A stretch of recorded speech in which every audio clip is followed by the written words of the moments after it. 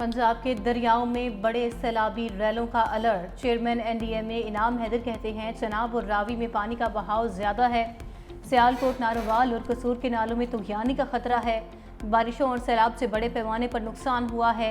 इमदादी सरगर्मियों के लिए तमाम वसाइल बरोकार ला रहे हैं। वफाकी वजीर मुसद्दिक मलिक कहते हैं सियालकोट, नारोवाल, कसूर के इलाके ज्यादा मुतासर हो रहे हैं। इस साल ही आइंदा साल के लिए तैयारियां शुरू कर दी जाएंगी। सितंबर के आखिरी हफ्ते में मानसून का आखिरी स्पेल मुतवक्के है। तहसील से लेकर सूबे और विफाक तक हम सबकी जिम्मेदारी है। कोई ये नहीं कहेगा ये सूबे की जिम्मेदारी है या विफाक की है। अताउल्लाह तारड़ बोले, मौजूदा सूरत हाल में वजीर आजम खुद निगरानी कर रहे हैं।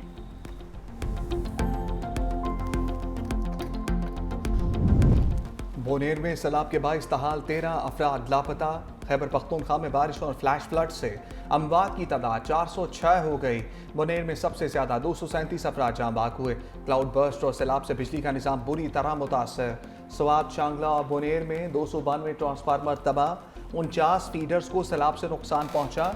महकमा खजाना ने मजीद 2 अरब रुपए सैलाब जदगान के लिए जारी कर दिए। अब तक 6.5 अरब रुपए से जायद फंड्स जारी किए जा चुके। तालीदास गांव की तबाही के बाद हुकूमत का मुतबादिल गांव बनाने का फैसला। सैलाब से सैकड़ों अफराद बेघर हो चुके। मुतासरीन की बहाली के लिए रिलीफ ऑपरेशन जारी। गजर में ग्लेशियर फटने से बनने वाली झील से पानी का भी अखराज।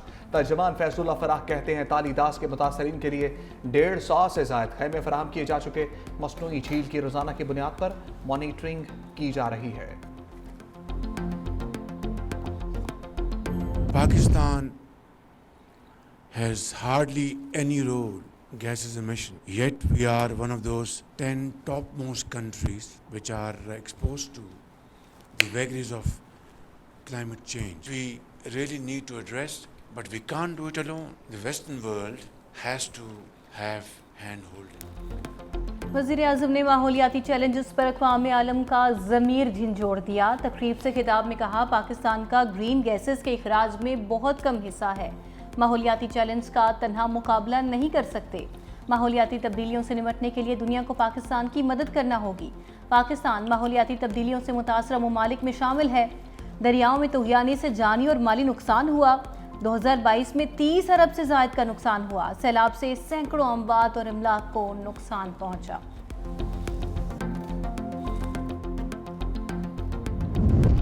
मौसमियाती तब्दीलियां पाकिस्तान के लिए बड़ा खतरा। कभी सैलाब की मार तो कभी खुश्क साली का चैलेंज। चेयरमैन एनडीएमए ने खदशात का इजहार कर दिया। पब्लिक अकाउंट्स कमेटी को ब्रीफिंग में लेफ्टिनेंट जनरल इनाम हैदर ने कहा कि आने वाले साल में शिद्दत 22% ज्यादा हो सकती है।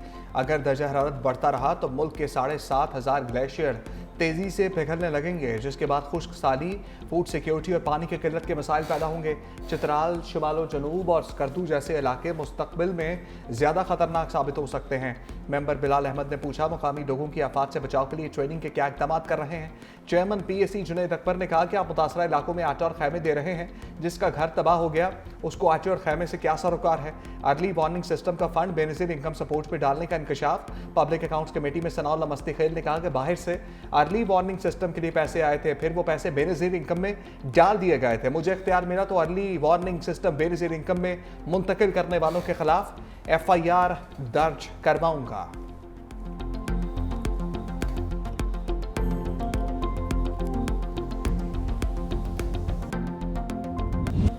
पाक अफगान सरहद पर फितनाल हिंदुस्तान के दहशतगर्दों का इबरतनाक अंजाम। बलूचिस्तान में सिक्योरिटी फोर्सेस का ऑपरेशन क्लीन अप। 7 से 9 अगस्त तक 47 दहशतगर्द मारे गए। सिक्योरिटी ज़राए के मुताबिक फितनाल ख्वारिज के दहशतगर्द बलूचिस्तान के इलाके संबाजा में बॉर्डर क्रॉस कर रहे थे, जिनमें ज़्यादा तादाद अफगान की थी। मरने वाले ज़्यादातर दहशतगर्दों की लाशें अफगानिस्तान की तरफ गिरी। लाशें 15 दिन तक पड़ी रहीं। अफगानिस्तान से कोई उठाने तक ना आया। हलाक दहशतगर्दों की लाशें अफगान साइड पर गलती, सड़ती और जानवरों की खुराक बनती रहीं। 25 अगस्त को बॉर्डर पर अफगान हुकाम के साथ जिरगे के बाद लाशों को गधों पर लाद कर ले जाया गया। अपरदीन में सिक्योरिटी फोर्सेस का मुश्तरका ऑपरेशन। 9 दहशतगर्दों का किस्सा तमाम। Police, elite force, rapid response force में और CCT की 3 रोज से कार्रवाई। 5 दहशतगर्दों की लाशें बरामद। ऑपरेशन में 2 शहरी शहीद, 10 पुलिस और CTT एहलकार जख्मी। हलाक दहशतगर्द साजिदुल्लाह ने साथियों के साथ मिलकर पुलिस मोबाइल पर हमला किया। हमले में 3 पुलिस एहलकार शहीद, 6 जख्मी हुए।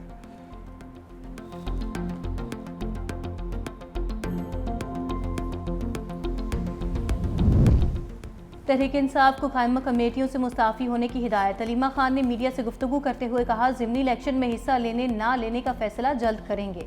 सियासी कमेटी को ज़िमनी इलेक्शन से मुतल्लिक मुशावरत करने का कहा है। सियासी कमेटी अपना फैसला करके कल बानी PTI को आगाह करेगी। मजीद बोली, सलमान अकरम राजा से मेरी कोई तल्ख कलामी नहीं हुई, वो हमारे वकील हैं, हमारी फैमिली की तरह हैं। इलेक्शन में इस्तीफे का ताल्लुक के खान साहब ने मंजूरी नहीं दी। बाकी जो इलेक्शन के हवाले से आज शाम पॉलिटिकल कमेटी की फिर मीटिंग होगी। खान साहब ने कुछ वाज़ेह हिदायत दी हैं। सलमान अकरम राजा का इस्तीफा रिजेक्ट हो गया। अडयाला जेल के बाहर मीडिया से गुफ्तगू में जनरल सेक्रेटरी सलमान अकरम राजा ने कहा, अपोजिशन लीडर उमर अयूब और शिबली फराजी हैं, वो अदालतों में अपने मुकदमात लड़ रहे हैं। कौमी असम्बली के लिए महमूद खान अचकजई का नाम बानी PTI ने दोहराया है।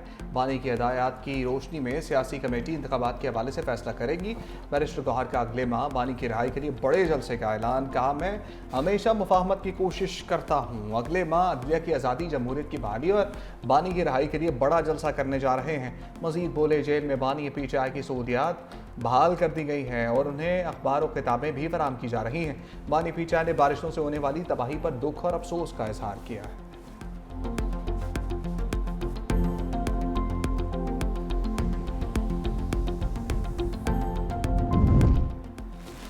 दुनिया के सबसे बड़े फ्री रिहायशी मंसूबे पर काम तेजी से जारी है। बिलावल भुट्टो कहते हैं, सैलाब मुतासरीन की बहाली का वादा तकमील के मराहिल में है।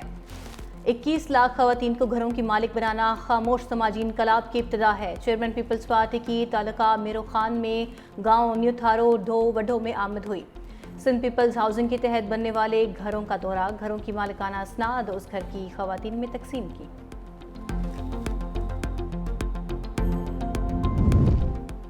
वज़ीर-ए-आला सिंध से वर्ल्ड बैंक की नई कंट्री डायरेक्टर की मुलाकात। मुराद अली शाह ने कहा, सिंध हुकूमत रेवेन्यू और सर्विस डिलीवरी को मजबूत करने के लिए इकदाम कर रही है। गैर तरक्याती बजट को कंट्रोल किया जा रहा है। वज़ीर-ए-आला सिंध से तुर्की के कौंसल जनरल डॉक्टर जमाल सांकू की अलविदाई मुलाकात। दो तरफा ताल्लुकात, तिजारत और सकाफत पर गुफ्तगू।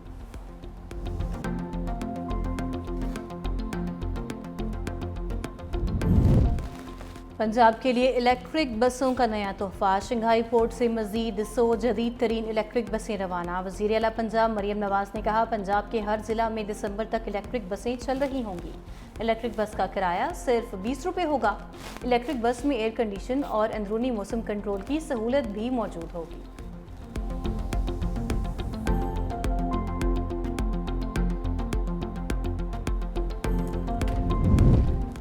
चीनी की कीमतों को भी काबू में लाने के लिए नया फार्मूला। FPR का शुगर मिल्स का रिकॉर्ड जांचने के लिए अहम फैसला। मुल्क भर की 45 शुगर मिल्स में एहलकार तैनात कर दिए। लाहौर, पेशावर, सखर समेत मुख्तलिफ इलाकों में कायम शुगर मिलों के रिकॉर्ड की जांच पड़ताल की जाएगी।